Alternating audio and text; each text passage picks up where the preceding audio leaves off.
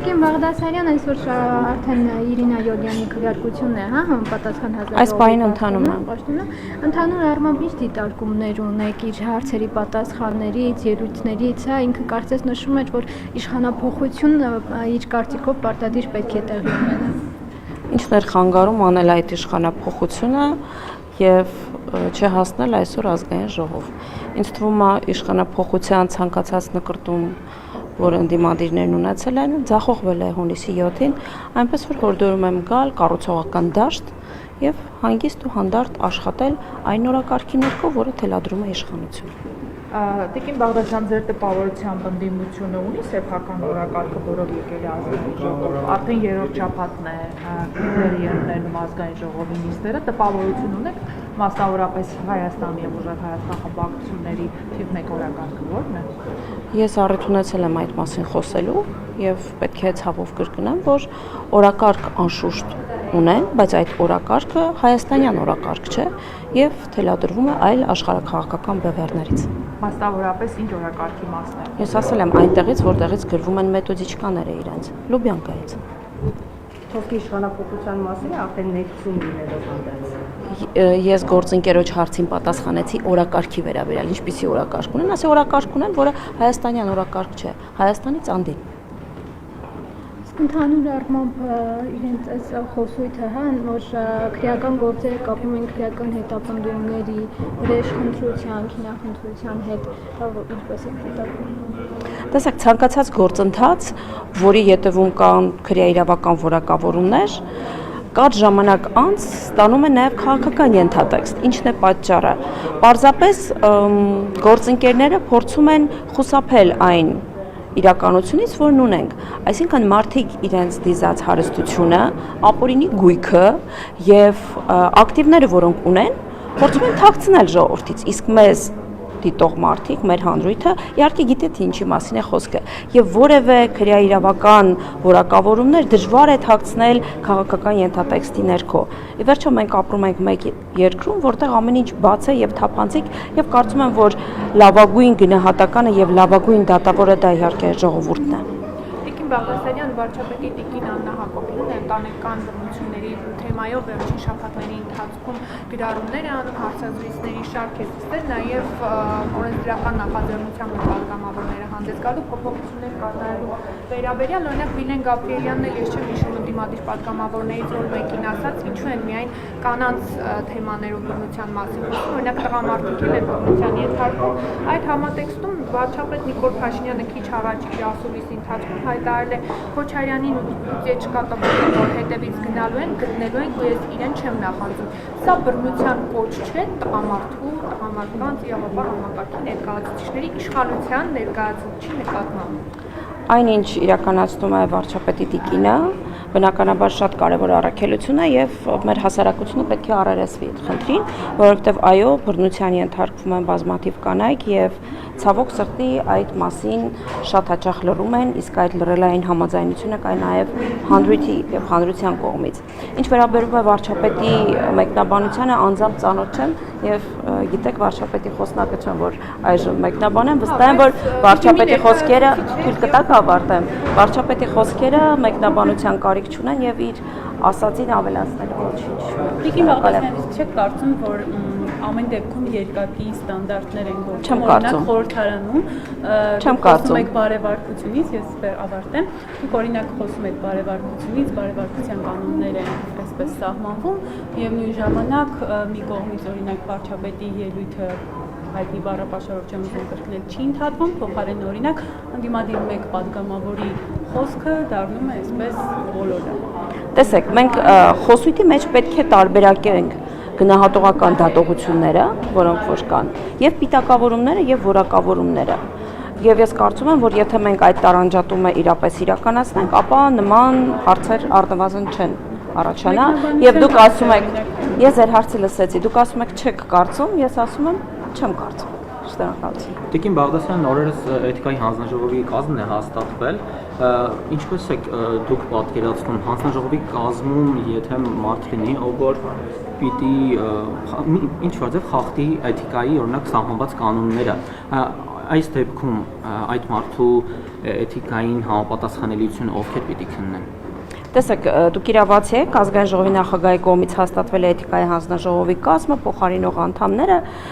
ձեր ասած խնդրին մենք չենք արարեցվի, որովհետև առհասարակ падգամավորի կարգավիճակի մասին օրենքը ասում է, որ եթե որևէ հարց անմիջականորեն առնչվում է падգամավորին, նա հայտարարում է շահերի բախման մասին։ Այսինքն, եթե որևէ խնդիր ապրիորի առնչվի ինձ, ես այս պարագայում շահերի բախման մասին եմ հայտարարում եւ այդ հարցը քննվում է առանց իմ ներկայությամբ։ Բայց էթիկայի հանձնաժողովի տրամաբանությունը առհասարակ այլ է։ Ինչպես գիտեք, այդտեղ համամասնությունը հավասար է ընդդիմության եւ իշխանության, եւ եթե հարցը վերաբերում է ընդդիմադիր падգամավորի կա բանաձև քննության, թե ինչպես է տեղի ունենում եւ ճիշտ հակառակը, այնպես որ այստեղ որևէ խնդիր չի ծագելու։ Տեսեք, կազմում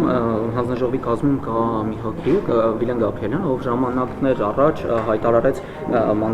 մանդատը վայրդնելու մասին եւ հայտարարեց, որ իր արարքը ազգային ժողովի падգամավորին վայր չէ, ոնց է մեկնաբանում իր այնտեղ գտնվելը, խմբակցության կոնսենսուսով է եղել, թե հենց ինքն է առաջադրել։ Բնականաբար խմբակցության կոնսենսուսով է եղել եւ ես կարծում եմ, որ Վիլեն Գաբրիելյանը այն բացառիկ падգամավորներից է, ով իր հանրային վարքի համար ոչ միայն մեզ հայտնի Պարսավանքի ինստիտուտին է բախվել, այլ նաև անձնական որոշում է ունեցել մանդատը վայր դնել։ Նկատեք, սա չի եղել կուսակցության դիրքորոշում, սա չի եղել կուսակցության վարչության դիրքորոշում, որպես վարչության անդամ նաև ասում եմ, չէ, այդ ժամանակ վարչության անդամ չի, բայց ամեն դեպքում դա եղել է մարդու անձնական մոտեցումը։ Իսկ ինչ է ենթադրում էթիկայի հանձնաժողովը, որոշակի կարգապահական նաև զգոնություն եւ կարծում եմ Վիլեն Գաբրիելյանը լավագույնս դրսևորել է իրեն եւ սա պետք է լինի օրինակ ոչ թե գործողություններ, այլ հետևանքները բնականաբար։ Իմ Բաղդասարյան, քանի որ Գյումրին հիշեցինք, Գյումրին միշտ ենք հիշում։ Վարչապետ Նիկոլ Փաշինյանը բազմիցս է հայտարարել, որ Գյումրիում արտահերտ ընտրությունների կարիք կա եւ Աշնանը հնարավոր ընտրություններ են սպասում։ Դրանից առաջ նշում են, որ այն մարդիկ, ովքեր դերակատարություն կարող են ունենալ ընտրություններում, մասնավորապես ընդդիմադիր թեկնածուներից, նրան արդեն իսկ հեռու են պահում այդ process-ից։ Վերջինը Մարտուն Գրիգորյանի կալանավորումն էր, երկամսյա կալանքի է տարվել, ինչպես կմեկնաբանեք եւ նաեւ դուք ձեր թեկնածուի հարցում կողմնորոշվել եք։ Տեսեք, այն որ Գյումրիում արտահերտ ընտրության կարիք կա, կարծում եմ վկայակոչում են փողոցների վիճակը անմխիթար, իդեպ գիտեք վարչապետի հանձնարարությամբ յուրաքանչյուր տարի 25 կիլոմետր ճանապարհ կնորոգվի Գյումրիում։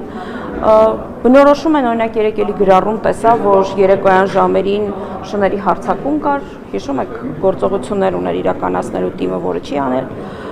Այդ մասին հուշում են լիքը աղբարկղերը, որոնք առկա են։ Մի խոսքով քաղաքային իշխանությունների անգործությունը եւ այո, Գյումրիում արտահերտ ընտրությունները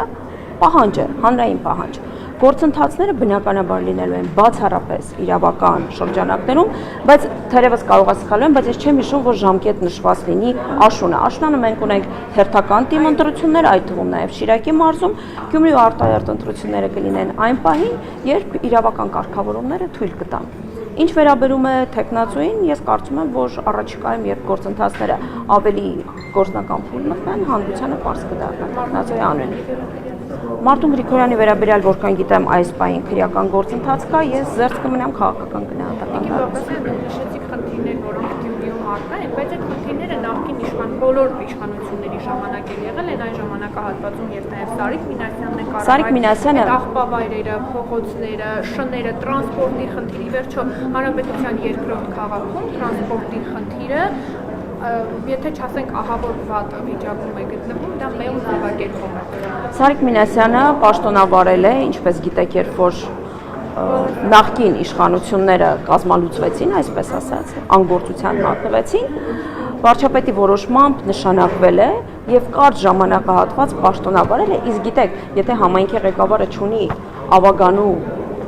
աջակցությունը, իսկ շատ գործողություններ ունակ շների ապաստան կառուցել եւ այլն։ Պետք է բյուջեն եւ գործընթացը հաստատվի ավագանու որոշմամբ։ Եթե չի եղել ավագանու ինստիտուտը, հնարավոր չէ որ թիմը լիակազմ գործի։ Եվ ես դեռ համաձայն չեմ, որտեղ կարճ ժամանակահատվածում Սարիկ Մինասյանը կարողացել է ցուցաբերել իր լավագույն որակները եւ գյումրեցիների արձագանքը ակներ է վեր այդ ընթացքում։ Նույնիսկ այն ամենապրիմիտիվ լիազորությունները, որ թիմը ունի, թիմի լիազորությունները իրականացնելու առումով։ Եվ ես ձեր կարծիքը կներեք չեմ կիսում, որ այդ կարճ ժամանակահատվածում Գյումրիում փոփոխությունները նկատելի չեն եղել, կարող եք հարցնել այն պարոն Մխիթարյանին, որը վստահ եմ իմ հետ համակարծիք։ Շնորհակալություն։ Չէ, հարցս վերաբերում էր Տիկին Բաղդասարյան, Ռոբերտ Խոսանջյան Եթե մեկ ավարտենք։ Չէ, եթե ավարտել են գործընկերները։ Չէ, լավ։ Քանի որ երկրորդ նախագահ Ռոբերտ Քոչարյանը կանոնավորված է, Տիկին Բաղդասարյան այսօր էլ ազգային ժողովում Հայաստան դաշինքի խմբակցության ղեկավար Տիկին Աննա Գրիգորյանն ասաց, որ փորձում է թյուր տպավորություն ստեղծել հանրության մոտ, որ հոկտեմբերի 27-ի գործի շրջանակներում է նրա կանոնավորումը եւ այլն։ Տիկին Բաղդասարյան, դուք համաձայն եք, մինչդեռ նրա դիտարկմամբ դուք իզոլացնում եք ընդդիմադիր 3 փաստորեն քաղաքական բեռների լիդերներին, դուք համաձայն եք Տիկին Գրիգորյանի այդ դիտարկման հետ, որ քանի որ առաջիկայում շատ լուրջ զիջումների եք պատրաստվում, այսպես ասած կտրում եք ընդդիմադիր 3 բեռների լիդերների գլուխները փոխաբերական իմաստով ասած, որպեսզի ձեր ձեռքերն ազատ լինեն հնարավոր զիջումների գնալու։ Ես կարծում եմ, որ արդարության պահանջը, որը կա հայաստանյան հասարակության մեջ, մի փոքր էլ ուշացած է։ Եթե ես հիմա որևէ քաղաքական գնահատական տամ, բնականաբար ընդդիմադիր գործընկերների կողմից կարող է մեկնաբանվել, որ իրավապահ համակարգի վրա հերթական ճնշումն է գործարկվում։ Բայց այն ապօրինի գույքերը եւ այն ցանկը, որը նախորդին հակակոռուպցիոն կոմիտեն